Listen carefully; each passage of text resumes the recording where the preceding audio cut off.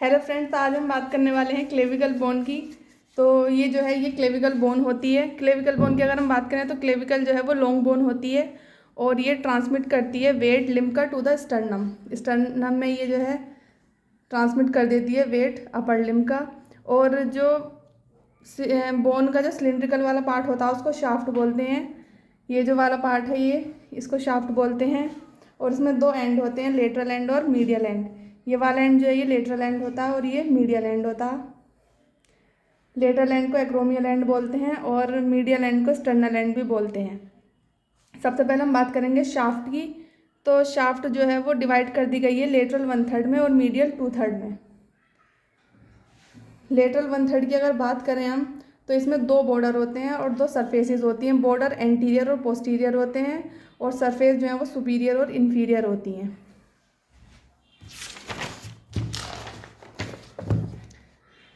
इसके बाद हम देखेंगे अगर इन्फीरियर हम सरफेस की बात करें, लेटरल 1/3 जो पार्ट है उसकी अगर इन्फीरियर सरफेस की बात करें तो वहाँ पे एलिवेशन होता है जिसको कोनोइड ट्यूबरकल बोलते हैं और एक रिड्ज प्रेजेंट होता है जिसको ट्रिपेजॉइड रिड्ज बोलते हैं।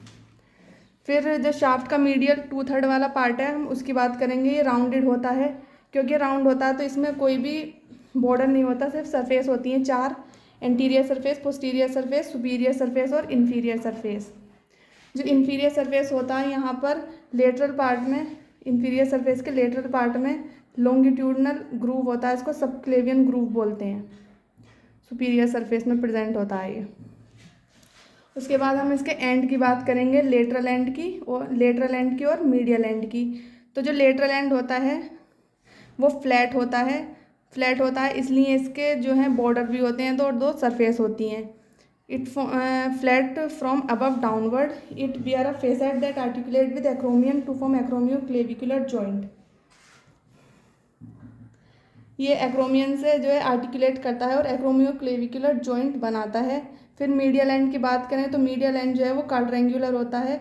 ये आर्टिकुलेट करता है क्लेविकुलर नोच से ऑफ मैंडिब्रियम स्टर्नी और ये स्टर्नो क्लेविकुलर जॉइंट बनाता है। फिर इसके साइड डिटर्मिनेशन की बात करेंगे। साइड डिटर्मिनेशन में बात करें तो लेटरल एंड जो है वो फ्लैट होता है इसका और मीडियल एंड जो है वो क्वाड्रिलेटरल होता है। शाफ्ट जो है वो convex forward in its medial 2/3।